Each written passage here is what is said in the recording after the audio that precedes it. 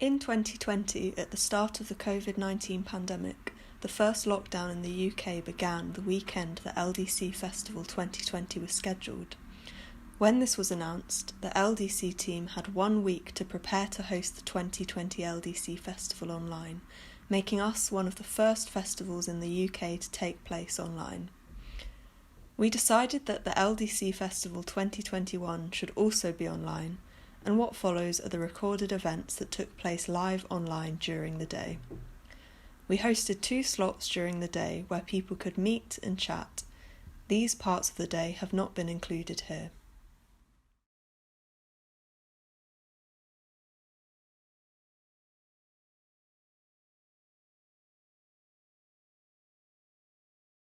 Yeah. Okay.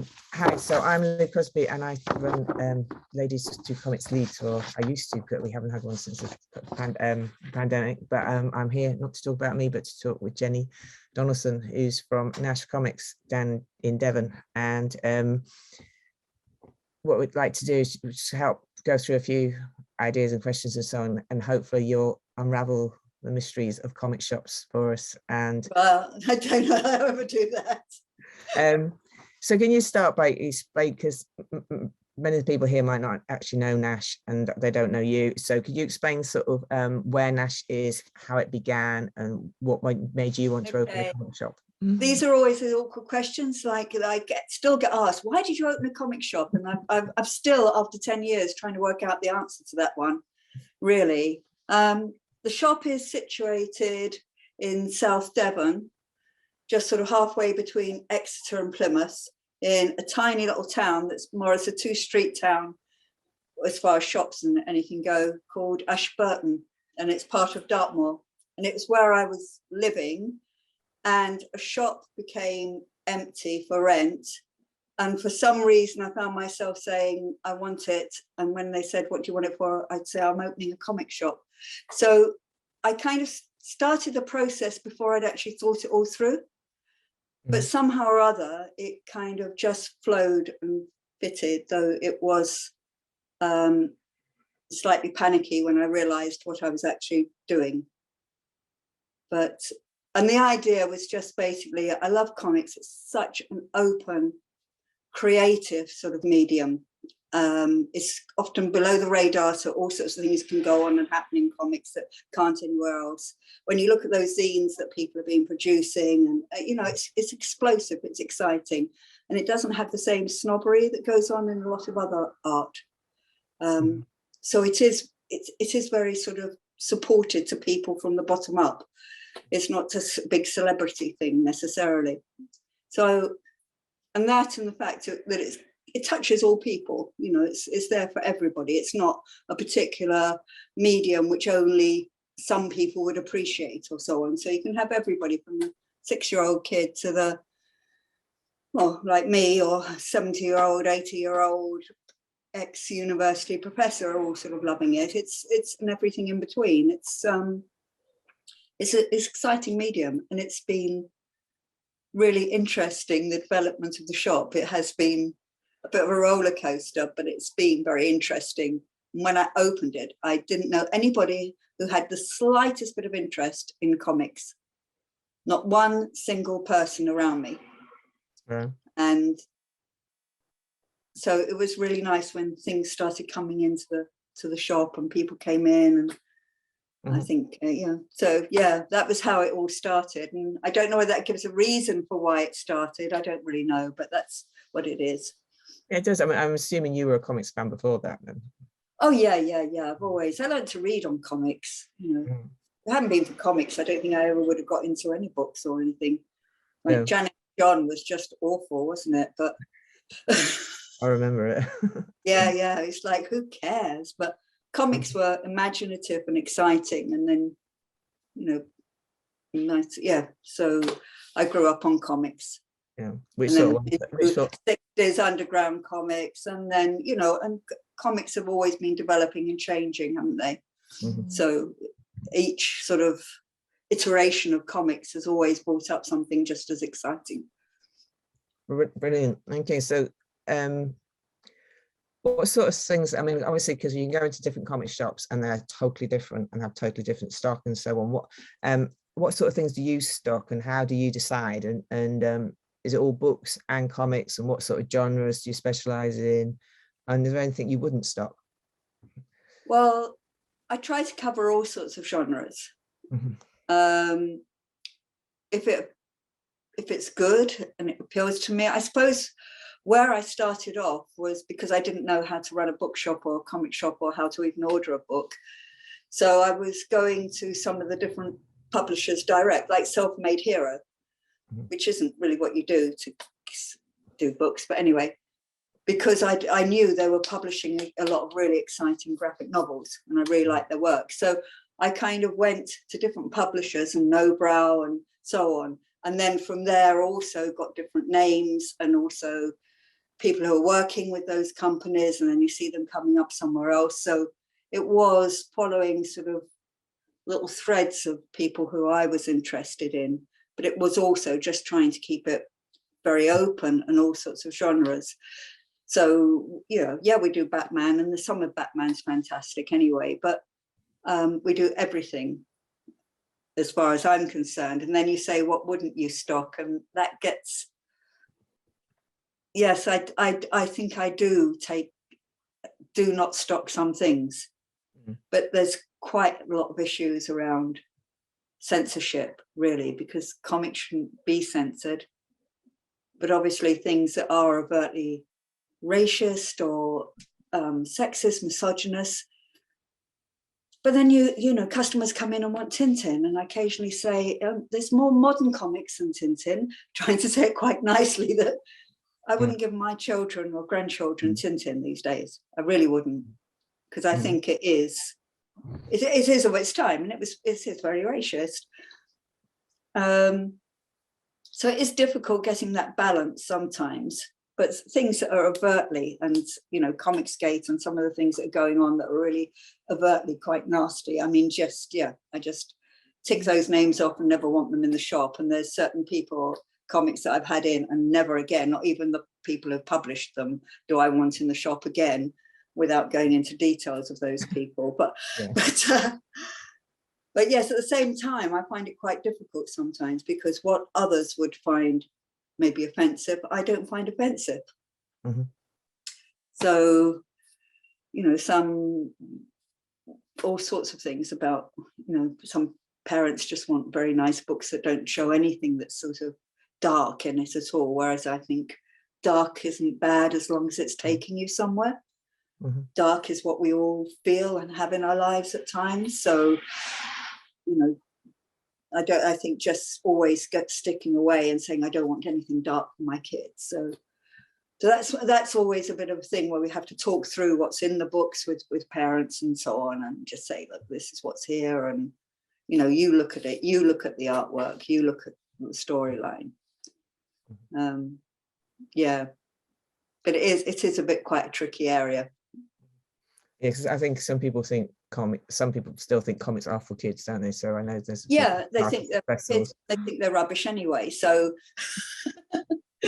they don't want their children reading anything that's so awful as a comic. It's just insane.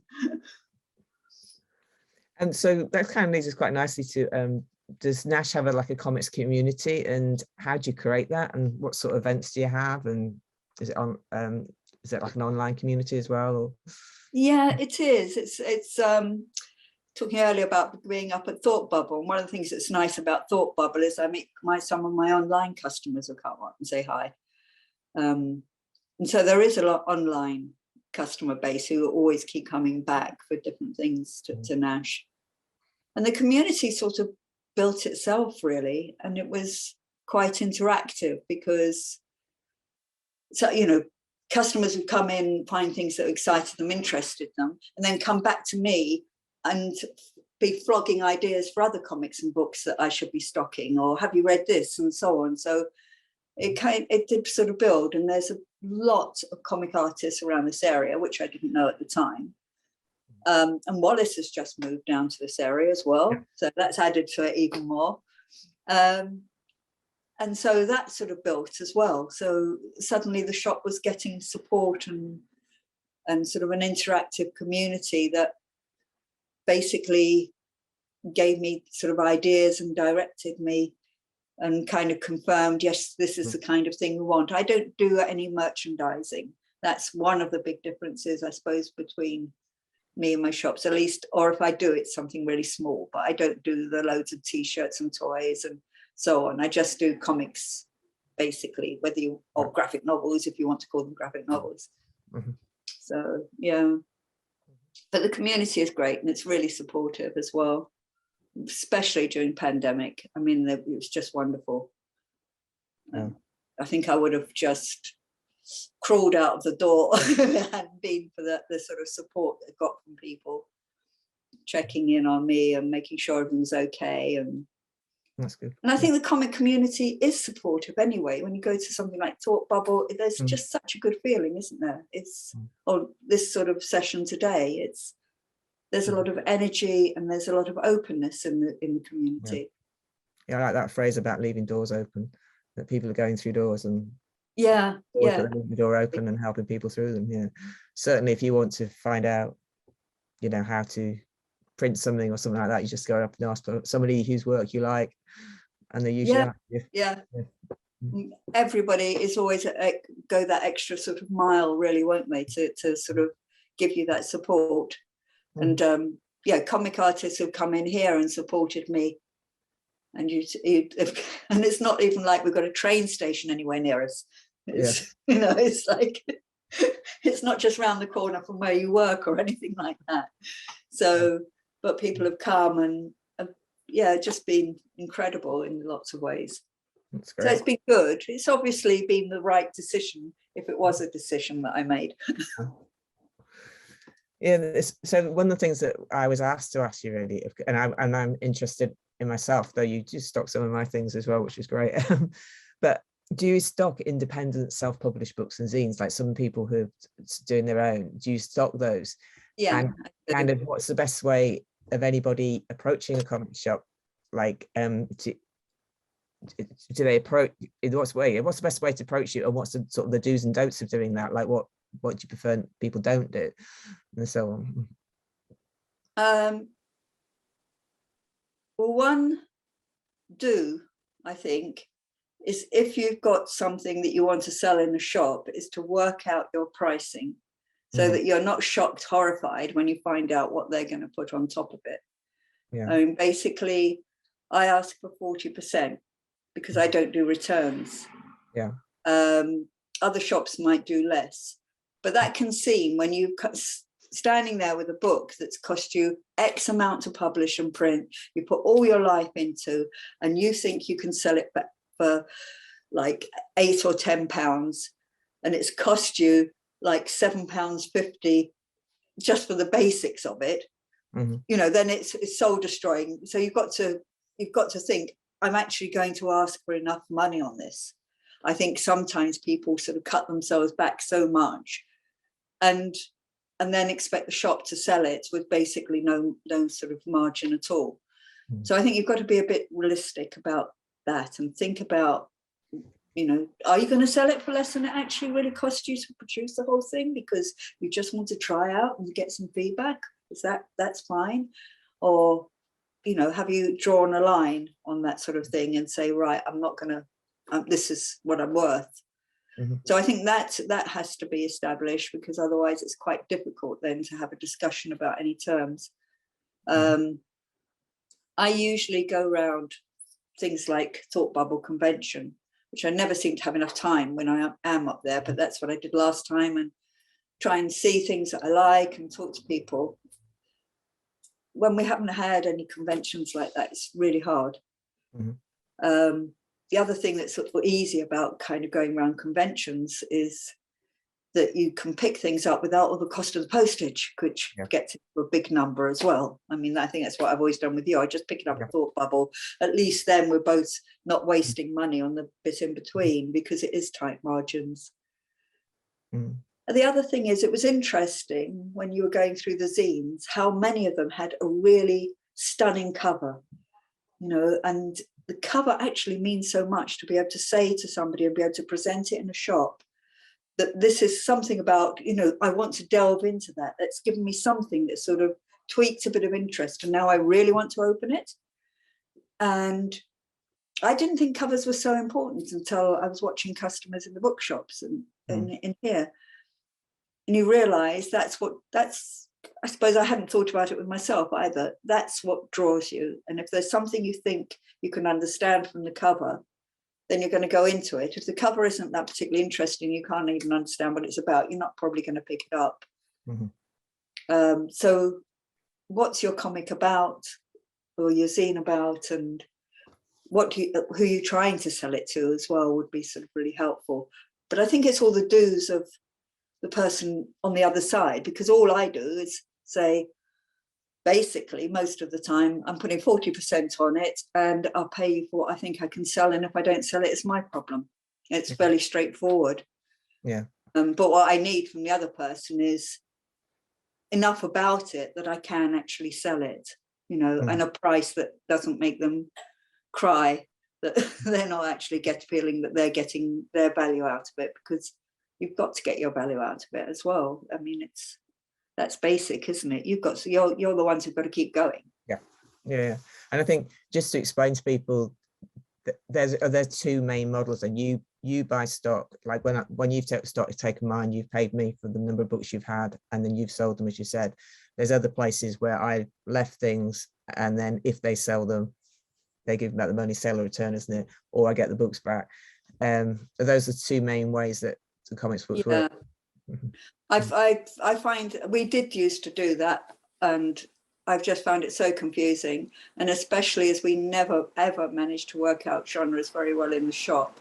So, because some of the things just blend, don't they? So, and things will move around. So somebody will come in and, have you sold all our books? And it's like, well, I don't know where they are anymore.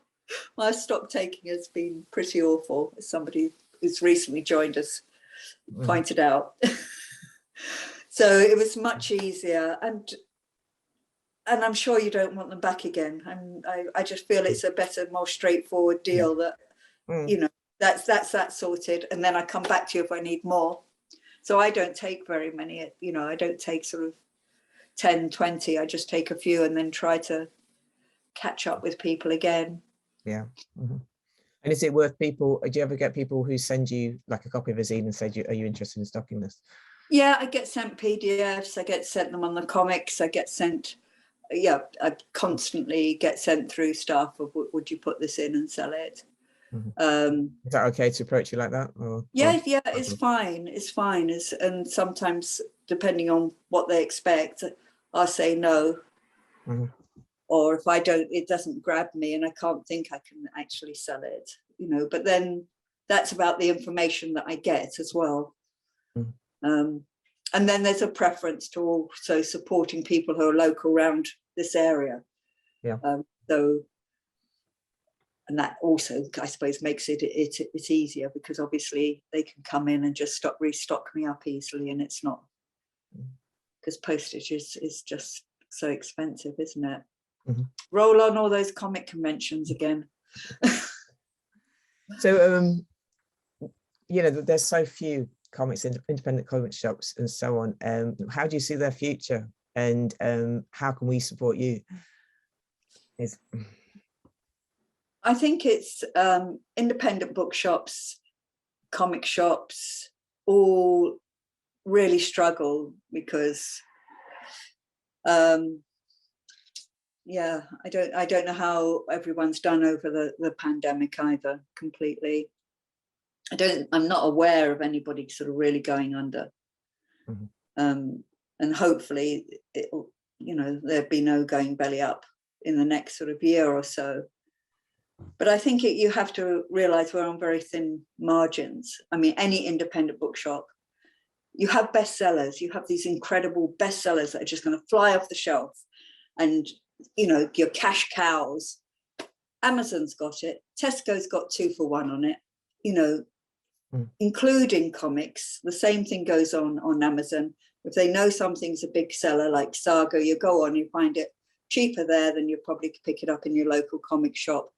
So those things that are bestsellers get sucked away from all of the independent bookshops or comic shops to some degree.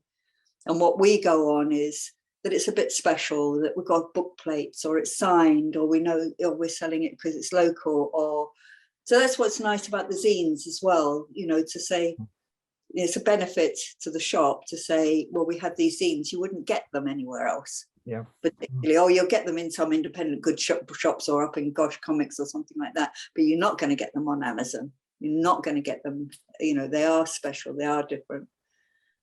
Can people buy work from you online as well then? Yeah, we do. We sell quite a lot online. That's become slightly more problematic with Brexit because of all the customs thing and the extra charges, and so I won't go into all of that horror. Yeah. But basically now what I do when anybody buys from me in Europe, I have to email them and say, I don't know what it's going to cost you at the other end. Do you still want it? Yeah. But yeah, we post out everywhere. Australia, we've got a regular thing going out to somebody in Australia as well at the moment. Is it you who does the monthly bundles as well? Yes, yeah, we do a mashup as well. So that goes out where it's just like 4 comics. The adult one is 4 comics that is first in a series or new story arc, mainly independent, but sometimes a superhero or something is put in there if it's particular, sort of interesting or something, but it's always just 4 different ones and a little blurb about why people got it. And then the kids one is just 2 comics that they get a month. So that's a really good way of supporting independent shops, isn't it? It's going those sorts of deals as well. And you're not going to get those sorts of deals looking at deals that they're doing and going to signings and events if they're having them again. And obviously we haven't been having all that sort of thing. It has been difficult. And then the other thing is bookshop.org. Yeah. Which actually we're on as well as Gnash Comics. And I think Gosh Comics is on as well. But basically, if you go in, you can buy any book on bookshop.org. But if you go in under the affiliate name, like Gnash Comics, then we get money for it, even if you're not buying anything to do with comics or anything that we've even thought about ever. Yeah. It's sort of recommending or selling. So there are things like that. So I always say to my customers, if you're ever at 11 at night and you want to go online and I haven't got it and you can't be bothered to actually ask me, just don't press Amazon, press bookshop.org, because at least it supports shops. It does. Yeah. And I'll put the link in for that. Yeah, no, it has been really good. It was a lifesaver last Christmas when we went back on lockdown and we'd only been out of lockdown for 3 weeks. Absolute lifesaver. It's brilliant. And just to sort of a final question, really, what are your favourite comic books at the moment, and what do you think is going to, are there any sort of trends you see as we approach 2022 that you think will be big and so on? I've got no idea what's going on in 21. What grabbed you at Thought Bubble then? Oh, Thought Bubble, just overstimulation really going around. It was mainly all the sort of small indies, and it came back with zines and things that, which were great. I don't know, sci-fi has struggled a bit. So because there's a lot of sci-fi in graphic novels and comics, isn't there? But the sci-fi sort of got outstripped by reality. Yeah. And I think there's going to be a lot of reorientation in people trying to take it that bit further. Comics that I'm reading at the moment, there's been so many good ones. I mean, there was The Dancing Plague, which I've get this one. I don't know this one. Self-Made Heroes, which is again, they've sent me down book plates, so we have that extra sort of blurb with it. But yeah, Gareth's done this, and it was about he's done it. So the artwork is just so interesting because it's like embroidery. It's really strange. It's lovely, and it's about a real incident where there was some kind of hysteria around dancing that sort of took over a whole town, and a bit like sort of Salem. And then Self-Made Heroes done really well this last year. And it's not just because they were on earlier. Ragged Charles of Philanthropist, which is sort of classic read, I'm sure you know, and done by the Ricard sisters. And this has been absolutely fantastic. Unfortunately, I've run out of any book plates for it. So SelfMadeHero, if you've got any more book plates for it, I really, really want them, because the book plates was absolutely amazing for it as well. It's hard to see on any of this. Yeah. So these two, those have been my two, and Coma was absolutely amazing as well. And then also what I'm reading, which is, I got into Green Arrow, right. Which is a Jeff Lemire. I don't know whether you, Jeff Lemire did Sweet Tooth, which was on Netflix. All right. Mm-hmm. Yeah, hated it on Netflix. I loved the book, and I really like Jeff Lemire's work. And this is sort of origin stories of Green Arrow, War of the Clans, with a guy called Andrea Sorrentino, who does a lot of the artwork, and I just love his artwork in it as well. Brilliant. And this is, but I'm only halfway through Green Arrow at the moment. I'm still on the read of that upstairs. It's yeah, there's been loads of stuff. And that was what was exciting about, overwhelming about Thought Bubble, I think, because it was like, I've been in a kind of not having any communication or stimulation, but everybody else out there who's a creative has been creating like crazy. Yeah.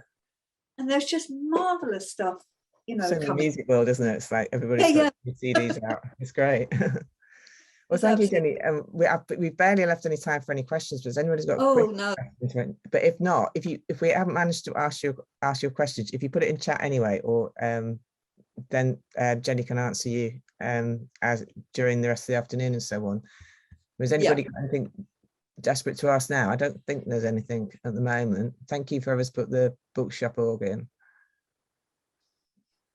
So that's lots of love for the Southwest here. And just double checking there's no questions in there. How much time do you spend reading comics at work? Is that one? Yeah. None at all.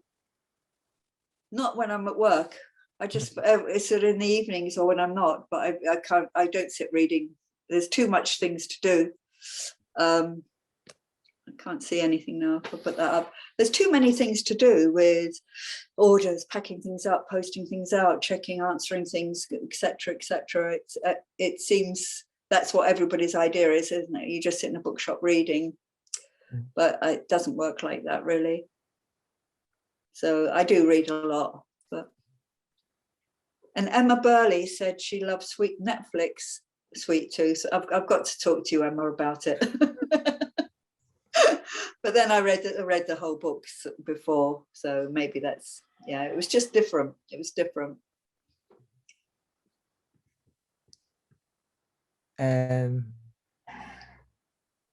Yeah, Emma's saying she didn't read the comics. I'll talk to you about it, Emma. Well, I'm going to wrap this up now, but can I thank you? It's lovely to speak to you again, and I didn't catch up with you at Thought Bubble because I stupidly didn't go, even though it's up the road. But you were going to be there. I just thought, well, that you're one person who would pop up there. But anyway, I can't remember why. There was a reason. There was a reason. Yeah, I couldn't go. So, and it's not just up the road, and it used to be when it was Leeds. Yeah. But yeah, no, there was a reason I didn't go, but I will do soon. But it was lovely to catch up with you, and I for one will make sure that I go into my local independent bookshop and comic shop and buy the book, and that I go to bookshop.org and I do not press the A button. All right, so yeah. And if you support the bookshops when they go, you will have nothing to be a community around. Yeah. Okay, and some of those books, all the books you've said, bar the last one, if people look on our YouTube channel, each of those people have spoken about creating those books. So Gary has they're really ace. Yeah, Coma, I've forgotten their name. They all have. So yeah, it'd be really good if people want to actually hear some of the background to those as well. So thank you so much, Jenny. All right. Thank you. Bye.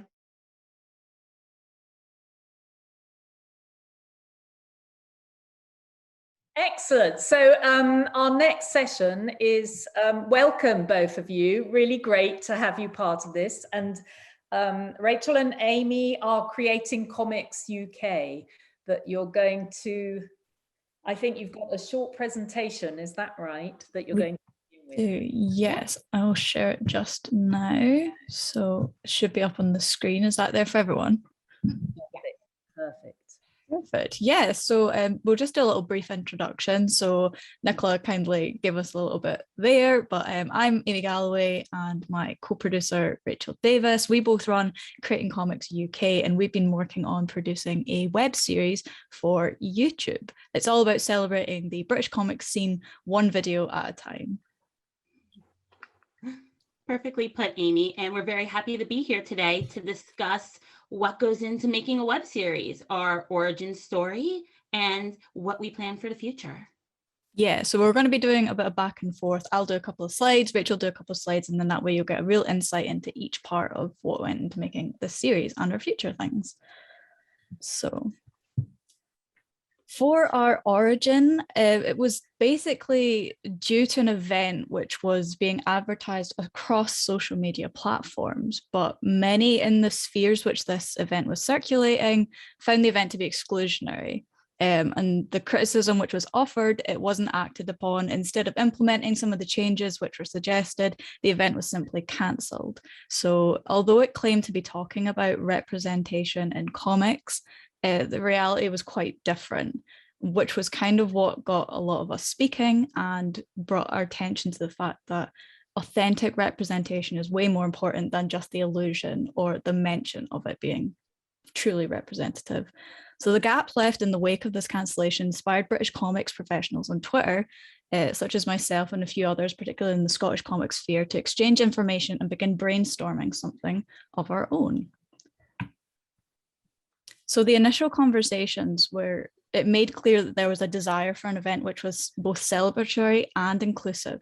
Some of those involved knew what roles they would like, and so we did take note of these and accommodate them going forward. A few people said, for example, they'd be more comfortable promoting the event as opposed to being involved as a speaker. Others had editing experience, others are happy to do whatever, wherever. They were happy to go where they liked. So I extended the information and invitation outside of Twitter as well, because although this started there and primarily was discussed, I knew there was other people outside of that sphere who would want to be involved. So I was lucky enough to have Rachael join me in the very early planning stages. And from there, we further reached out to other mutual friends and connections in the comics world, which we felt would be interested in the project. We discussed how best to present the project and what would be the best platform to house it. We drew upon our strengths and pushed ourselves into the ambitious idea of a video web series. We initially thought about a live stream paneling event, but given the pandemic, we were like, we can only limit ourselves to an hour. Who can all make that? Can all the speakers make that? What about accessibility? Will we record it afterwards? There was brief mention about maybe a podcast, but we didn't have experience in that. And there are so many brilliant comics podcasts out there already. We thought we wanted to include comics being a visual medium. We would add some visuals of our own. So that's how we came up with the idea for a pre-recorded YouTube video series. I'll pass on to Rachael now. Yes. So once we knew what we wanted to do, it was time to enter pre-production, which was roughly January to the end of February in 2021. So for pre-production, before we started filming, the first task we had to do was come up with a name and a logo. We have this new project. We need to give it an identity for everyone to be behind and for us to be a united front. And Amy, being the fabulous hesitant doodle artist that they are, created the Creating Women logo for us.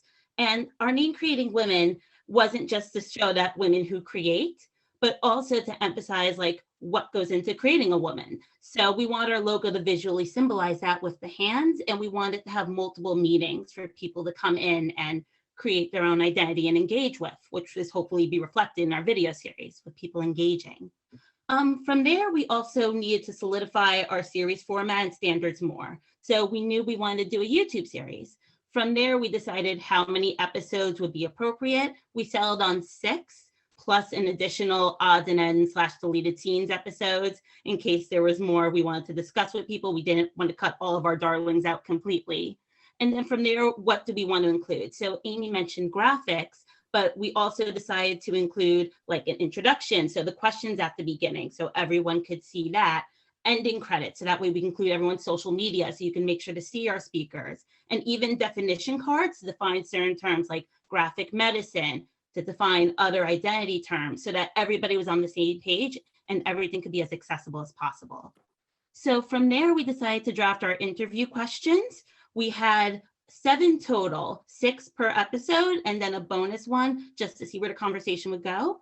And we also made sure to leave enough room. We decided we were going to do 1-hour interviews when recording, and you can easily get through 7 questions in an hour. And that was on purpose. We wanted to make sure each of our interviewers and interviewees had enough time to talk about what they wanted to talk about, because at the end of the day, Creating Women was all about showcasing these professionals and what they're doing and making sure that they can speak on their own terms. So drafting the questions and then getting feedback as well from our interviewers and interviewees. We created everything in a Google Doc so we could share that with everyone, send it forward. And then from there, just bringing as many hands on board as possible. Danielle Shortner was one of our interviewers, and she did a fabulous job. Aisling Larkin, or Aisling Draws on Instagram and Twitter, was a co-editor, and Holly Roberts came in to do most of the captioning. Next slide. Yes, and then from there, we went on to do interview prep. We gave Google Forms to all of our speakers to make sure that we could collect not only their availabilities, but their pronouns, make sure that was available on our screens. Their social media handles, have everything in one place so we wouldn't have to keep bombarding them with emails. The interviewers and interviewees were all given the questions beforehand to reflect if they chose to. Again, as long as you show up for the recording, we just want to make this as easy as possible. And for some interviewees, they just prefer to have the questions beforehand so they can ruminate. So we wanted to make sure after the drafting phase and feedback phase that everyone had at least 2 weeks with the question to think it over. And in terms of interviewer and interviewee pairing, we had to consider availability first. We actually only had 4 Saturdays to record Creating Women. We ended up using my job Zoom account, who were very supportive, but because it's a Monday through Friday job, we only had 4 Saturdays to record. So availability came first, and then afterwards, interest. So for example, Dr. Nicola Streeten joined us for Creating Women, and I knew Danielle was pursuing a doctorate in how gender representation played a part in The Looking Glass, which was a Glasgow periodical, an early comics periodical from the 19th century. And Danielle actually read Nicola's work. So pairing the 2 of them together made a lot of sense. And it led to a really great conversation in the end. And then from there, having contingencies in place. Again, we only had 4 Saturdays to get 9 speakers through. So making sure we always had a backup interviewer to schedule as many interviews as possible during the first 2 Saturdays in case anyone needs to reschedule. We had that buffer of those other 2 Saturdays, and having at least 1 interview between same day interviews. Little things like that with event planning really helps to, forestall any possible dilemmas or problems. And fortunately for us, we were able to get that all done on 4 Saturdays. Yay, team. Yeah, Rachael is underselling herself a little bit in terms of organization here because she was a wizard and kept us all in check throughout the entire process. It was great. And she's already gone into really great detail about the interviews. As mentioned, they were an hour long. We wanted to give everyone enough time, and usually we went over that a little bit anyway, just because getting to connect with loads of different people and hear their stories of how they got involved with comics, what they love about comics, what they're excited about in comics. It was always really fun to listen to. So we had no set agenda when it came to the interviews themselves. As Rachael said, we had the draft questions and we stuck to them as best as we could, but there was flexibility as well. We valued what everyone was saying, so we wanted to give them as much time to discuss what they wanted, how they wanted, basically. It's always been framed as a discussion from this first set of interviews to everything we've done since. We always wanted it to be quite open and a positive experience for everyone involved. As Rachael said, we had a very short amount of time to compile as much interviews as possible, so it was a bit rushed at points, but it all came together really well. It was a very tiring experience, but it was also so rewarding that it mitigated all of the exhaustion that may have come from it, because we were so proud of having everyone on board and being able to listen to them speak. It was really valuable, and taking it forward into the editing stages is really when we started to realize how much we had to work with, which was amazing. So post-filming is when the editing began. we were just a team of two, myself and, as Rachael said, Aisling Larking. Aisling draws on Twitter and Instagram. So between us, we had to do a lot of communication and back and forth as we split the workload to make sure everything was covered evenly. It basically began with me condensing the clips from their 1 hour, 1.5 hour sometimes interviews down into the exact questions, as it were. And from there, going through, taking out anything that might not be relevant or any like ums and ahs, just the usual kind of editing, picking out of information. For me, it involved going into my program here, adjusting audio levels. Obviously, because it was all filmed during the pandemic and over Zoom, people were in different environments. We couldn't get the same microphone quality, the same video quality for everyone. So that was down to us in post-production to adjust it to the right kind of the even levels that everyone was expecting. Following this came the outreach on Twitter, the press package, the trailer, and all sorts of promotion that followed with that. We were lucky enough to be interviewed by Broken Frontier, as well as sending out to other comics press sites to get the word out and get the buzz around the series and what we had been doing, because we were so proud of the work that we'd put in. We wanted it to see as many people as possible. And the people who'd come on board to help promote the series were very instrumental in helping that happen as well. As we led up to the release of the series, they were able to talk about it in depth, share their experience with it. If they had been speakers, for example, if they'd been captionists and editors, they were also able to share those sides, which was very, very valuable. Rachael did an amazing job learning all about the ins and outs of YouTube, as it is a far more complex platform than we had originally given it credit for when we said, we'll just do a web series, we'll just edit together some videos and we'll put it on. So she was great for that as well. We were able to work out what times would be best to post videos, the spacing of the different videos as well. That was very important. How captioning worked, how we would add end cards and title cards, and the trailer was particularly good for working that out too, as we got a lot of traction on the trailer and we managed to space everything out after that really, really well. And it did come together, and when it came to posting it, it all seemed to be rather smooth. Yes, and so after the series was released, we received so much positive support from really the entire comics community in the UK. There was so much support, and like for months on end, you have to imagine Amy and I just having messenger chats, just working alone at our tables, being like, we really like what we're doing. We definitely want to do more of this, but what's everyone else going to think? So our first responsibility is always to our speakers, our 9 speakers, because they're the face and they so generously gave us their time and gave wonderful insights. So knowing that they were behind us and they gave us so much positive feedback in terms of private emails, skanking us and telling us they really were happy with the trailer, from sharing it on social media, and even working with us again for future projects. That's the highest compliment, when someone's willing to work with you again. So knowing we did right by our speakers was fundamental for us, and we're happy that we did that. And then just being able to have the larger British comics community as well back us up, whether it was following or liking our YouTube videos, or from retweeting or following us on Twitter. Like, you're spending so many months alone just talking to other people, being like, I like this, but what will everyone else think? And to know that everyone else is like, I want to see you do more of this. Just any little like not only helps boost the series on social media and helps other people find it, but it very much lets us know that, we're doing right by our community. And at the end of the day, Amy and I love the British comics community, and we love all the people we've met since and all the people that we're looking forward to interviewing. So yes, just knowing that we did right by our own community was the biggest gratification of all. And just being able to celebrate what we have right now as a comics community. Everyone who's out there right now making these great comics, like Jenny was going through her bookshelf at Gnash, and I was like, yes, this is British comics. This is incredible. And just being able to have a video series where we can let those creators speak together and share their lived experience, and then have other people respond as well. So we felt like we accomplished that, and that made us very happy. And just for Amy and I personally, being able to develop new skills, this is the first video project Amy's ever edited. And I don't know how anyone could be able to tell that. It was so flawless and it was so professionally done.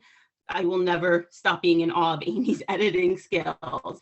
And just for me, being able to know how to use YouTube, this platform I've been using for well over a decade, and just had no idea it was so complex. Like, having these skills under our belts was really exciting and very nice to have.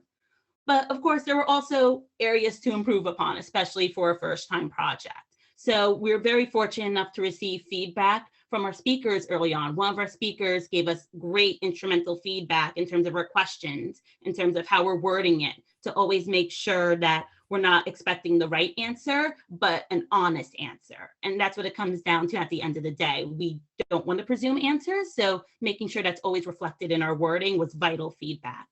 We've also received feedback on visual aids and accessibility. So for future projects, we'll always make sure to have the question at the bottom of the screen so that no one can lose place, for example.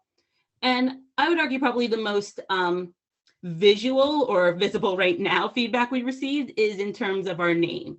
So right while Creating Women was just finishing up in around July, Amy and I were reaching out to other creators for future projects. And most creators were like, we love what you're doing, but the name Women just doesn't reflect my own lived experience, and I wouldn't feel comfortable talking about my own experience under that name. And so Amy and I, we've always had an intersectional perspective for this, but at the same time, it was very apparent that our name wasn't reflecting our values. And at the end of the day, that has to be there. That's our identity and our name. So immediately after our series ended, we changed our name to Creating Comics. We released a thread on Twitter explaining why and thanking everyone for their feedback. And we also did a YouTube video, just being transparent and just acknowledging that, you know, intentions aren't enough, good intentions, and having your values, like your values always have to be on the screen, and just thanking everyone for that. And for a new video project, you know, this kind of feedback is always invaluable, and we're always open to receiving more feedback from anyone. Yeah, and we were very happy to be able to make that change pretty much as soon as the first series wrapped up, because we were comfortable with that, and we felt it was, as Rachael said, appropriate to reflect our own values. Absolutely. And just speaking for ourselves in terms of our feelings towards season one, as we were assembling this PowerPoint, it actually gave Amy and I the time to be like, we did that. It was the first time we ever really had a chance to be like, oh, we did that. And talking about it while assembling this PowerPoint, we were still very happy with how it came together in the end. And we both attributed that really to having a co-producer and having a team, again, Danielle, Aisling, Holly, having people to like bolster you and motivate you, but also having people that are such hard workers. Because when you see someone else who you respect, like bringing their A game, you're going to want to bring your A game. And when you're struggling, you'll know that they'll understand, they'll be able to support you. So for a first time project, we were very happy with how we came up with, and that's very much due to our team. And even now, looking back, we're almost at 2022, and you know what, 2020, 2021, those were a hard couple of years for everyone, Amy and myself included. And we were both just really grateful to have the time and the opportunity to explore something like this. If there was any kind of like one nugget of good in those past 2 years for us, at least we had the opportunity to work on these skills and work on this project that we're proud of. And that this project, growing from one discourse on Twitter, was able to hopefully expand to be more inclusive, more diverse, and more accessible to our entire community. Absolutely. So now we come to the exciting portion where we talk about what is next for Creating Comics UK. So our second season, season 2, is currently in production, and we've been lucky enough to be supported by Creative Scotland, which we were helped with Nicola in the grant writing process in order to secure that funding. And we're very grateful for everyone who helped and supported the first series in order to make that happen. This series will involve 9 speakers and 12 episodes, so a little bit bigger than the first, and it will be clustered around 4 themes, particularly production, identity, fan culture, and storytelling. So we have just concluded, almost, we have 1 interview left to do, but the majority of the interviews are done and ready to go in terms of editing, and the expected release date for these will be February 2022. So if you want to keep an eye on us on social media, our social Twitter handle will be at the end of the presentation. You can follow us there and keep an eye on updates for that. In terms of some other projects we were lucky enough to work with LD Comics in the past couple of months to come up with a series of exciting interviews with loads of different individuals, which will be compiled into 2 documentary film-length videos about comics professionals and their lived experience, their past experience, and their impressions of where comics are today. So that will be estimated a release date of March 2022. It's running concurrently to the editing of season 2, and while we do have a great team of editors, again, we're just 2 little people, and so we're going to try and hammer it out as best as we can. But we're very excited to bring this news to you today, and again, very grateful to the whole LD Comics team who helped us bring this project together and got involved. Again, it feels like no time at all since we started this series, and yet we've come so far in terms of the things we have learned, the people we've been able to speak to, and the work which has come as a result of that. So we're very, very grateful for this opportunity. And the last and final thing that we have to say is basically where you can find us in the future and what you can look forward to. So that's our YouTube channel there, which we have the first series of Creating Women available to view, and future series will be uploaded as well, and our Twitter handle as well for Creating Comics _ on Twitter. And just to say thank you again to Nicola for the opportunity for us to speak today. And if you have any closing statements, Rachael. No, it's just, again, thank you, Nicola, and to everyone at LD Comics. You guys have been supporting us from the beginning. So thank you so much for letting us speak here today. And thank you so much for listening, and stay tuned. Thank you so much, both. I just wanted you to add a little bit more about yourselves, because I didn't introduce you properly, because I knew you'd take it away. That was a wonderful presentation. You're so slick. You really are on it. I mean, it's like yesterday since you had this idea, and you've done so much. I just wonder if you can tell us about your backgrounds, the two of you, and why comics, and what got you into this. Yeah, Rachael, absolutely. You take it away first. Sure. So what brought me to comics? Well, I've been reading comics since I was a little kid. I was very much an Archie kid. I went to Catholic school, so very strict upbringing. And whenever I did well in school, my mom would always let me get a Hershey bar and an Archie comics, the latest Betty and Veronica. So that kind of set me on the right path, knowing I'd get a comic out of it. And so once I was at university, I studied gender studies, but I always found a way to get comics involved. So I would look at the relationship between Betty and Veronica. My dissertation, or thesis rather, was on Black masculinity in comics. And then I never knew you could really pursue comic studies until my last year at university. And then, just going on Google, I found the University of Dundee, and I was like, okay, I can study comics in a fabulous country I've never been to abroad. Sign me up. So that's what brought me to the UK. And in 2019, I obtained a Master of Letters in Comics and Graphic Novels from the University of Dundee. And I also obtained the friendship of one Amy Galloway. So that was of equal value to me. And ever since then, I've been working as a freelance editor and comics writer. A lot of my freelance work lately has been with Saving Jane, which is a New York-based nonprofit that uses comic books to educate on human trafficking rather. So I do a lot of work with informational comics like that.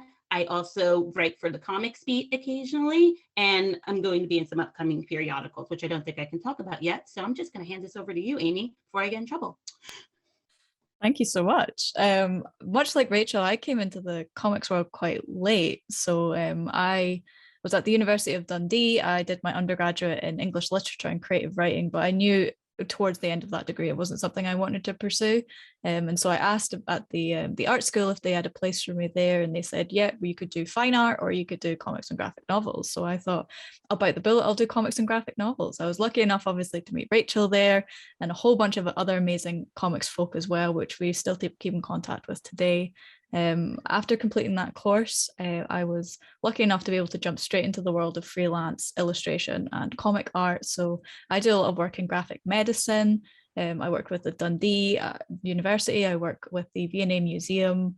I do a lot of other client work, working particularly with a focus on children's understanding, education, that sort of thing, coming up with programs to help them with music, or even understanding that, unlike what I knew, is that art can be a viable career and that you can do it, and introducing them at a younger age so that they don't have to go through the whole mess that I did of university, being like, is this what I actually want to do? Which has been very valuable for me. And being able to do creating comics as well has been such a valuable experience, because I've been learning so much from it as well, and so many different sides of comics which I never realized before. which is so valuable. I was lucky enough to exhibit at Thought Bubble this year and get to meet so many of the amazing, incredible people we were lucky enough to interview throughout all the projects that we've done, which was so exciting. And for my first time tabling, really rewarding as well, because I got to meet so many people, new and old, and share my work with them as well. So yeah, it's been great. Fantastic. Thank you both for that introduction. So what I'm going to pick up on is just in the lunchtime break, we were discussing Dundee and also how there's an archive for comics that started there. And I was just thinking, can you remember when the first comics course started in Dundee? And were you quite near the first kind of clump of students? And can you tell us, there's something rather special happening in Dundee, isn't there, that's now starting to go out into the world? So what's the timeline? I just can't remember. I think we were a relatively new intake, Rachael. Is that right? Honestly, you might know better than me. Dundee is one of the first universities in the world, but certainly the UK, to have a graphic novel and comics program. We might have been, certainly the MLit was there longer. So I was an MLit and Amy was an MDes. The MLit was there first. The MDes is still pretty relatively new. Yeah, I would definitely say the art course was newer. Certainly when I was doing my undergraduate at Dundee, it didn't exist. So it's still relatively new. And the archives, obviously Dundee had a fantastic collection of archived works anyway. So the news that I think is an archive museum is cropping up in Dundee. They have so much. They have the Eden project going on. They have a new esports stadium on the horizon as well. So it's very much a city of culture and celebrating what Dundee is known for, with it being video games, comics, journalism, the whole lot of it. So yeah, they're very keen on that. And for anyone who's joining us not from the UK, is also the V&A has a huge branch there, or museum. So it really is rather but it's a long way away from London, but maybe it's because of the smallness of the city that it feels very small and everyone knows each other. So it's this bubble of work and commitment. But I just, was that the case when you were studying? Because I remember visiting and you have the comics, there's like a room of like studios of people, of comics makers. Dundee Comics Creative Space. Yeah, that's it. And also, by the way, just to say to the audience that you also set up a Ladies Do Comics branch while you were students, didn't you? Yes, you did, Rachael. I did. I'm so sorry. Please smite me, LDC. Like, once I'm done, just like get the like little cane, like in the film, like, on stage, and just take me off. Yes, I was a co-founder for LDC Dundee. But Nicola, you're bringing up such a great point. Like, the Dundee comic scene is so vital and active. And it started, I imagine, with the university program, but since then people settled there, and there are so many great initiatives. Chip Collective was initially founded around there. Comics help inform people, and it's a collective that does a bunch of different comics. Please check them out. They're doing great work. So many different students coming together from around the world to create comics and then go off and bring that over to the world. Like, Dundee graduates have ended up working for Rebellion, the publisher. They ended up working, I believe, at Nobrow, definitely Marvel. So like, Dundee is a small city up in the north, but it really has a great reach, and there are some great comics coming out of there, right, Me? Yeah, absolutely. I would 100% agree. And like Rachael said, it inspires a lot of people, I think, to start and then from there grow. If they grow out and happen to move out of the city, the origins were already there. It's got such a great way of nurturing like young talent and inspiring people to do the things maybe they hadn't considered before. For example, I had never considered comics. A lot of people come in, had never considered editing comics, for example, and then went on to do great things for their company. So very much at the heart of what the comic scene is in particularly Scotland, but also the UK, I think.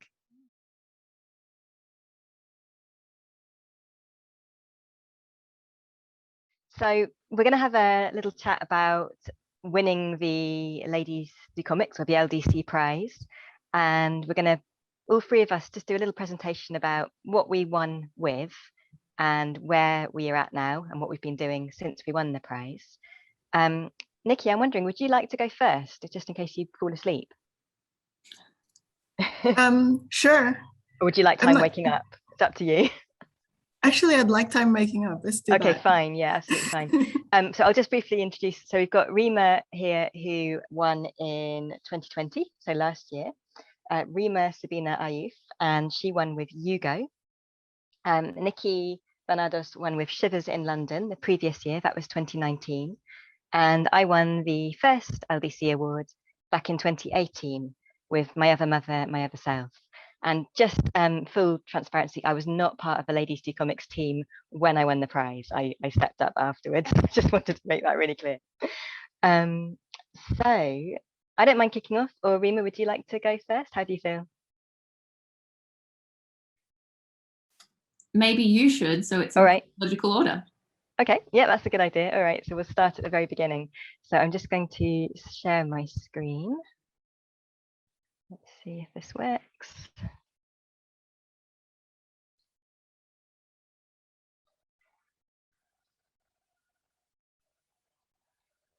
From beginning. So I'm just going to do a quick little run through of what I won with and how that was and what I've been up to since then as well.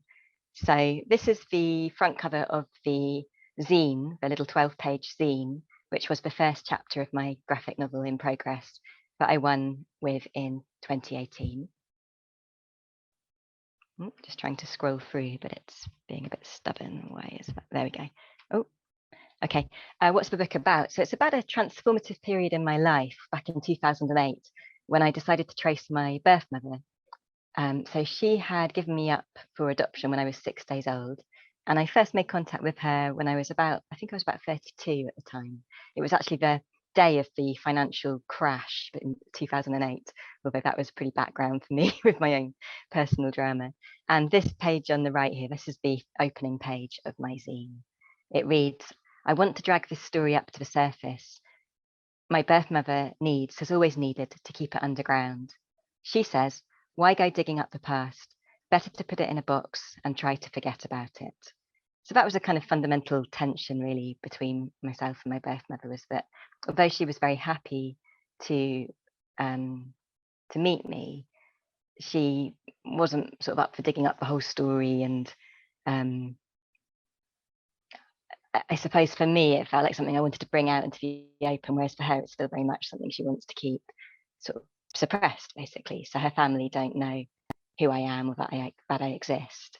And that's still the case now, over 10 years later. So this book's also about my own journey, really. You know, in fact, like she didn't particularly want to go on much of a journey, but I really needed to and couldn't avoid it. So into the underworld of my unexplored and disowned emotions, I guess I was digging up the story, and I really needed to go there.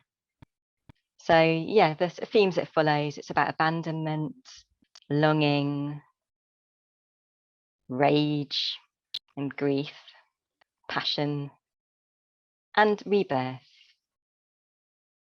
It's also about love and relationships and how the whole experience, both of being relinquished and then of being reunited with my birth mother, how that affected my everyday relationships, my relationship with my partner at the time. It's also a lot about healing and nature and the sort of self-care and support that I accessed at that time. Bit of meditation. And so, yeah, since winning the award in 2018, I've actually created 2 books. So I got a publishing deal with Liminal 11, but it wasn't for my graphic novel. So I took a bit of a sidestep. I was really keen to get my graphic novel published, but I didn't find anyone who was willing to go down that road with me. However, I was extremely lucky through the Ladies Do Comics Festival of 2019 to meet Kay at Liminal 11. And I proposed to him a book on meditation and self-care and mindfulness through watercolor, which was always a sort of parallel integrated practice with my own graphic novel practice. So that's the front cover and a little image of the book in progress. It also kind of grew out of my teaching practice. So I've always been a teacher. I taught in a school for a long time as an art teacher, and then I left to try and become more of an artist myself. But yeah, I've always been very interested in how art can be something which helps you to cultivate well-being, to explore your emotions, to process your stuff. So yeah, and this is the chapters of my book, just in case you're interested in the themes, the sort of themes it covers. And I think when you look at these themes on the right here, you can see how they do relate to my graphic novel: relationships, selves, different kinds of selves, real and imaginal, interior landscapes. There's a fantasy. There's a fantasy element to my graphic novel, a sort of psychological Jungian, magic realist kind of aspect to it. This is going backwards a bit on what I said earlier, but yeah, I met Kay in 2019, so the year after I won the LDC prize, and I'd actually made a little mini book. I think this is relevant for anyone who might want to get published and hasn't yet, or wants to self-publish, is that I made a little book, and it's actually about the size that this book appears on my screen here, called Space. So it's A6 size, like a pocket book. And it was about, a mindful art guidebook on the theme of space. Use it to explore your inner space, outer space, and all the spaces in between, as I put on the back. And so that's what I actually showed Kay. And they really liked it. And to my great surprise, Kay suggested I could actually expand it into a much bigger book, which they would be interested in publishing, and that was Soul Colour. So yeah, I just think, self-publishing the first chapter of your graphic novel, or any other little ideas you have, is such a good idea, because it shows other people what you could do and what your potential might be. And yeah, it was amazing to me that Kay was like, well, why don't you make this a much bigger book? Why don't you have 12 chapters instead of just one? And yeah, so that was really amazing. I've just finished creating a second book. It went to print on Thursday, also for Liminal, and it's going to be published. It's going to be out on the shelves in April 2021. It's called Earth Colour. It's a standalone sequel to Soul Colour, but this book has a much stronger focus on nature connection and a broader remit. So it includes mixed media and earth art, land art, as well as watercolour. And also there are guest artists in it, so it's not just me. I've got 8 other guest artists who have contributed work as well. So finally, saved my most exciting news for last. Oh, not quite actually. No, that's on the next page. I've got, as for the graphic novel, I have kept on working on it all this time. So I started it in 2008, 2009, but I've not been consistent with it. Obviously, recently I've been prioritising the 2 course books for Liminal, and I've also been pretty busy with teaching work, and I also have been playing with some really big experimental paintings. But to keep the faith, and this is something that came out of winning the award, I met Emily Hayworth Booth and Rebecca K. Jones, who were shortlisted in 2018 for the LDC award. And afterwards, we got together and formed a little peer crit group. So we've been meeting up online pretty much every couple of months since 2018 to share our progress on our novels. And it's been really invaluable. So we try and get a chapter done, or a section of a chapter, and every 2 months we meet up and just give each other feedback. So this is Emily's work here on the left, and this is Rebecca's work on the right. Yeah, so my most exciting news, last slide, is that Liminal 11 have now invited me to publish my other mother with them. So the graphic novel that I won the LDC award with in 2019. So I'm just dusting it off and planning to start work on it in earnest after Christmas. It will hopefully come out on the shelves in about 18 months' time. So do look out for it. And that's it, really. Thank you for listening. So Rima, would you like to go next? Sure, thanks, Emma, and congratulations on getting that publishing deal, and also your watercolor books look so cool. Yes, so I will attempt to follow that up. Let's see if I can share my screen.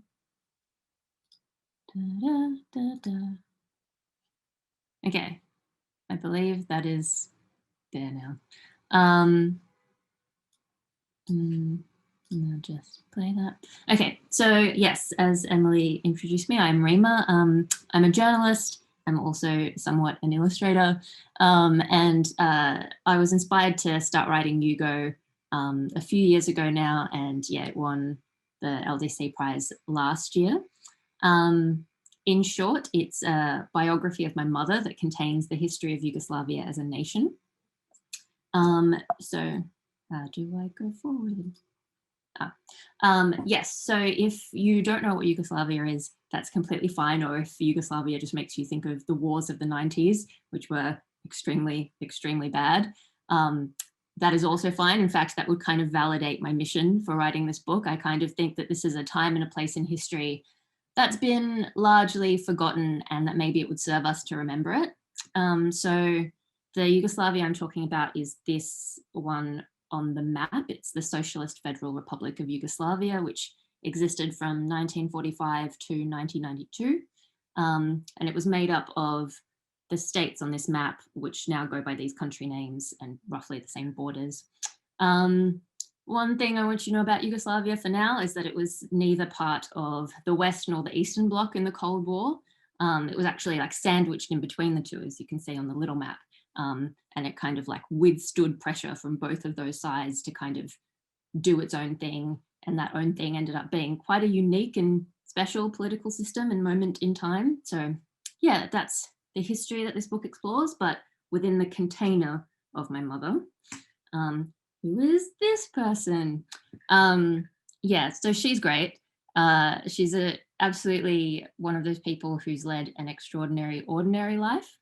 And the reason I'm really drawn to write about her is because her life, her life story parallels the history of Yugoslavia in kind of like weirdly uncanny ways. And I think that's worth capturing. It gives a real personal window into the developments there. And yeah, I hope that people enjoy that. Yeah, so maybe I will talk you through some pages and panels from my entry, or the ones I did around that time, so you can get a sense of the book. This one here on the right is like my attempt to capture that situation I described before of a country, tiny country sandwiched between a colossal mass of the East and the West, and like fighting them off. And the bubble there reads, I was obsessed with how a stubborn little country could survive being in this position. And there's an asterisk, and on the little map it says asterisk, yes, this literal position. So that was my attempt at visual metaphor there that I quite like. I should say these images are kind of drafts at this point, because yeah, I've been doing a lot of scripting and outlining work recently, and so this stuff has been rewritten but not redrawn yet. So yes, still very much a work in progress. This next page is based around, you might have seen these on the internet. This is like a bit of Yugoslav history that has remained like really popular. The internet loves these spomeniks, which are anti-fascist memorials, monuments that were built in this like alien spaceship, futuristic, brutalist style, and were quite just like otherworldly and beautiful, but have been allowed to fall into disrepair and neglect now. And I wanted to capture something of like the current political landscape by drawing one of these monuments in disrepair. And if you look closely at the graffiti on that wall, it says, "Make Croatia Great Again," which I'm assuming has some connotations for people. And then there's, this panel kind of shows my mum's approach to her national identity progressing through the years of like really seeing herself as Yugoslav in 1978, and then kind of still seeing herself as Yugoslav when the country breaks up, but now having a more pragmatic approach. This is just one that I thought was nice. Yeah, nice way to introduce the character. This one, okay, this is sort of a city under occupation. And then you can see if the people don't like it, they decide to resist, they fight, etc., etc. A few things I would draw your attention to in this panel are that it's women who are dissenting. I really wanted to center women's stories because they were actually really involved in the partisan communist resistance. I think they were the only army at the time in World War II that had women as both like fighters and organizers.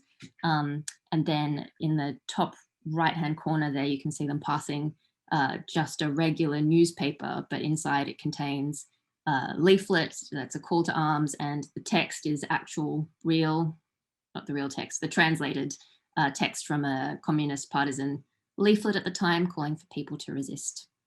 And then this is maybe one of my favorite panels because I wanted to show you something about the different factions that were fighting at the time. So it was the communist partisans versus a couple of major nationalist factions. And I was like, I want to look at the propaganda and imagery at the time, let them speak for themselves. And when I looked up this propaganda, it was the other sides had literally the symbol of a skull and crossbones.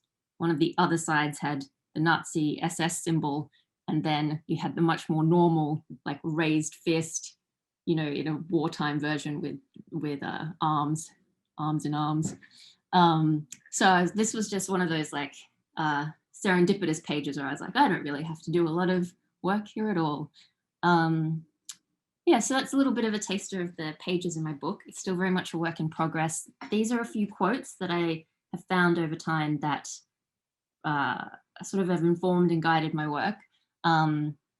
Yeah, which I think they speak to a couple of aspects. One is that I'm trying to immerse you in a political system, a different political system, so that yeah, you kind of start to reflect on your own, how you understand liberty and equality, and think about that stuff. And the second quote is about nostalgia and how that can impact our thinking and our ability to remember and record history. So yeah, those are those. And in terms of where I'm at with it now,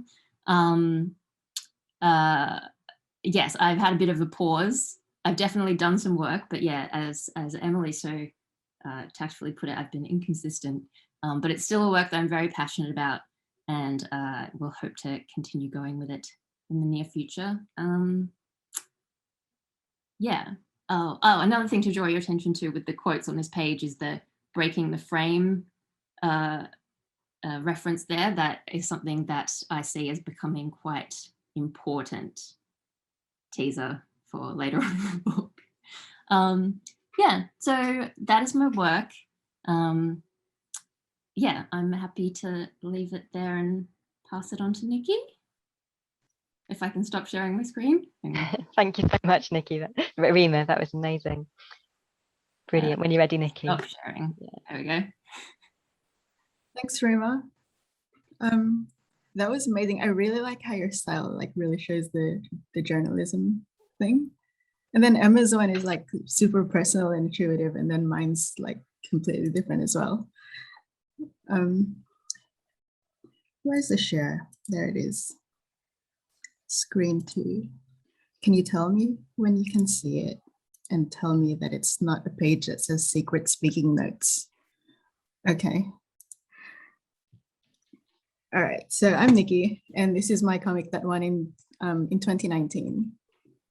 And essentially, it's a bit of a light-hearted comic compared to the other two, and it's just about my arrival in London in 2015 and what it felt like. So I was kind of pretty bored with my environment and my prospects in my mid to late 20s. To give you an indication of where I was coming from, here are like some images of where I was living in Sydney at the time. And I'd lived here since high school, and I feel like a bit stuck and uninspired because it was suburbia. And here's the comic. It's very, very long, and I might just go through it and talk about it as I go. So this is the first panel. I drew it really long because I kind of made it to be read on a mobile phone screen. This is Sydney Airport, which I've drawn as the Harbour Bridge because I don't know what Sydney Airport looks like. This is the intro. These are the dogs that we left behind, Sammy and Augie. My parents leaving me and my partner at the airport. And then I've drawn the airport here as a series of portals because that's kind of what it is. It's like a bunch of doors and corridors that throws you into like a dark three-dimensional space. And you're in like a fragile, oxygenated capsule that's floating. And then you kind of just end up at the other end of the portal. And I wanted to show the contrast between the void of the sky and like landing in a place that's as full as London, as full of detail as London. And I've actually changed the section since it was submitted because I had a coaching session with Emily, who has already been mentioned by Emma. And she told me to add more people into this is me getting on the tube, and it was empty before, and I've just added all these people things. Oops. And this is the last panel here, which shows the beginning of my London journey at the end of the comic. And I kind of like this panel because it's optimistic, and it reflected how I felt at the time, which was like brimming with possibilities. And there's something about being in a place that's like really big and connected, which helped make me think bigger and helped me get out of that suburban mindset that I was really stuck in. And I wanted to take that feeling with me also when I eventually left, which I did in 2019. And the story was planned, the rest of the story, and it kind of went into some complicated relationships. And I kind of feel like that diminishes this openness now. So I kind of lost my enthusiasm to continue this, actually, which I'm a bit ashamed to say. So I don't know if I want to pursue this anymore because I feel like I would be following a course that made this smaller. Anyway, so I did do kind of a sequel instead, which details my return to Australia. And this was released at the beginning of this year with Good Comics. And it was just about coming back to Sydney and what it felt like. And the tone is a lot quieter, just because that's what Sydney is like. But I like to think it's optimistic. And it's also very place-based, similar to how London is, but place-based in a way that relates more to the past, present, and future in a natural environment sense as well, because there's a lot of Australian history that is pre-colonial, which is very hard to delve into just because it wasn't recorded very well.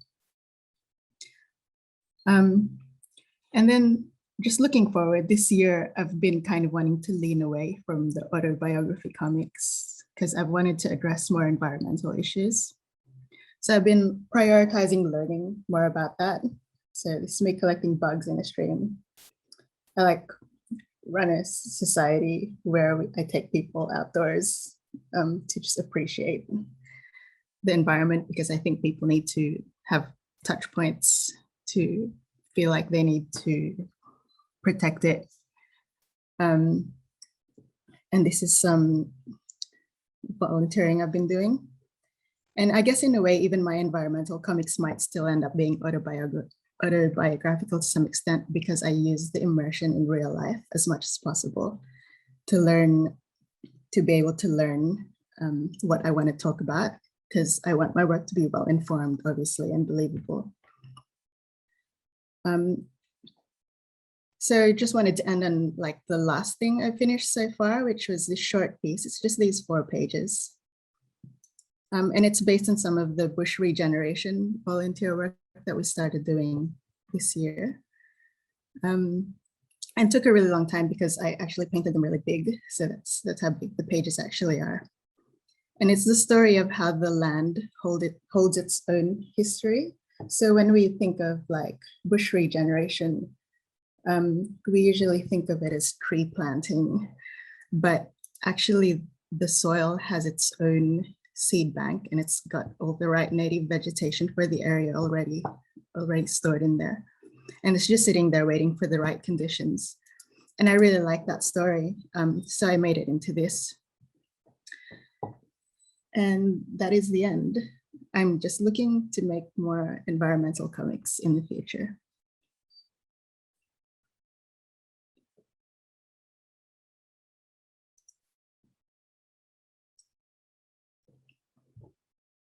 That's it. Should I pass to Emma? Yeah, sure. Wow, how beautiful! Like what a breathtaking comic. I love the size that you were working at. Gorgeous. Thanks.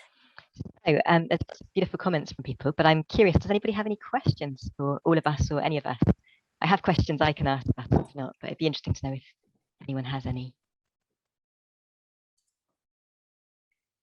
Okay, I'll give you a minute to think about that, but I will ask a question in the meantime. What shall I ask us? Oh yeah, I guess one of the questions that we thought might be interesting was how did you hear about the competition, and how much did you know about LD Comics before you entered? That's a question for all of us. I heard about it from Jenny Robbins, who won the, what was it called? The Myriad First Graphic Novel Prize. I met her at Gush Drink and Draw, which I think is the time I advertised Gush Drink and Draw in Broken Frontier. They, yeah, there's just like heaps of people who go out and have fun at a pub and draw stuff. And she told me about Ladies Do Comics. Great. Yeah, we actually had Drink and Draw on earlier today, so that's a very nice, nice link up there. How about you, Rima? I'd already been going to LDC meetings. I think I found them, I think I just wanted a comics writing group, and I just Googled London comics writing group and eventually found them. I think that's how. Yeah, so I was aware of the first prize when it came up, and I actually entered the first year with an earlier version of Yugo and was longlisted, and then came back a couple of years later and then won. So yeah, this has been, this is like a long-term project for me. That's a really nice, encouraging thing to hear, isn't it, to people? Yeah, you know, another fun to fact apply is again. that Niki and I, so 2 winners in a row, were both from Sydney in Australia and were living in London at the time of winning. And we both like boulder a lot in our spare times. We wear the same shoes. We wear the same shoes. Like, so there's definitely an LDC type. I don't know if that suggests an obvious. Wow, I've never been to Australia and I'm not quite sure what bouldering is, but that's great. Company. Okay. Just to bust the next one, isn't it? Brilliant. Let's see if we've got any questions coming up. Just lots of nice comments. Okay, another question. Going to throw this one at you. What did you do with your prize money?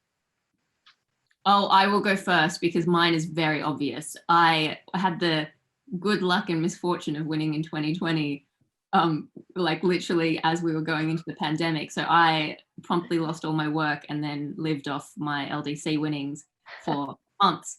So it couldn't have come at a better time in that sense. Yeah. Oh, I'm glad it was a time of need that you were met with. Wow. How about you, Niki?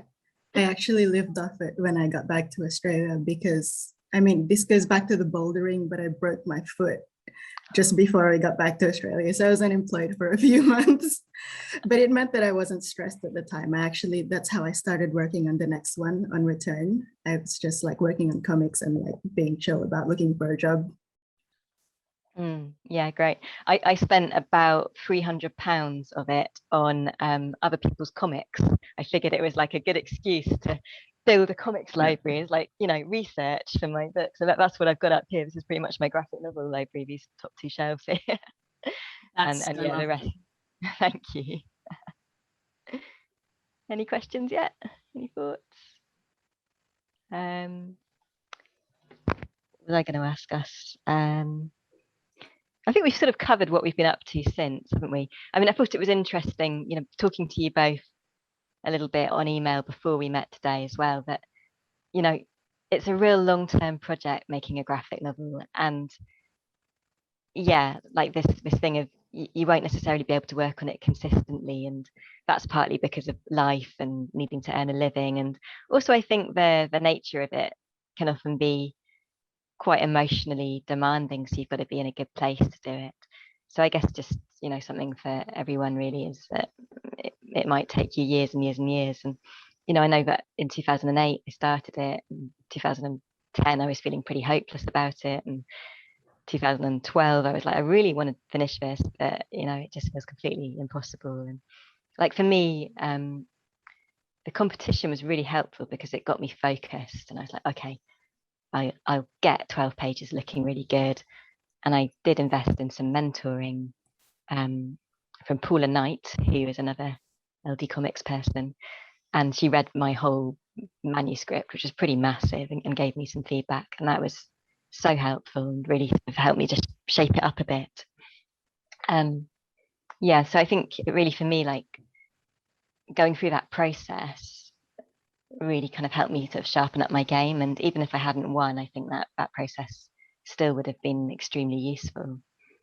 And I think, you know, another question for you all, but I'll answer it for myself first, is, you know, did the connection with LDComics open up any doors or horizons or new possibilities for you?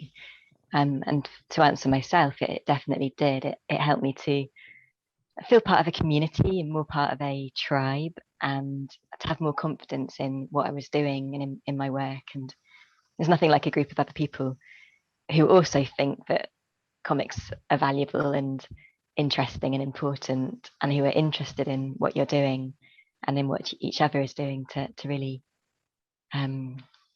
really gave my work a boost and helped me take myself more seriously. So yeah, just curious, any thoughts on that? Yes. So before winning the prize, I was more involved with LDC. I think in the last few year or so, I've really just my attention has been elsewhere. Like when I'm not working on the comic, I also haven't been involved with the group as much. And those two things definitely feed into each other. It's like, yeah, you get momentum and support from being involved. And also I think the most important thing, this was again before I won the prize, was just being able to visualize what it have people around me who had successful careers in comics, like you were employed or to make comics, or you did it on the side, you managed to do it. And just being able to get to see how that's possible for people it's just hugely helpful. And yes, I have had access to mentoring and met people from Kickstarter and all kinds of different places over the years. Got to meet with an agent who I really got along with, but we didn't quite get the book into the right place yet. Lots of great opportunities for LDC. Yeah, that was the same for me. It kind of opened up London again for me. It's like rediscovering it all over again. And it kind of made me take comics seriously as a medium that worked for me specifically. It helped to focus my creative practice, because before Ladies Do Comics, I always thought of myself as an okay graphic designer and a kind of uncommitted artist. But now I tell people I make comics, and I'm pretty happy about that.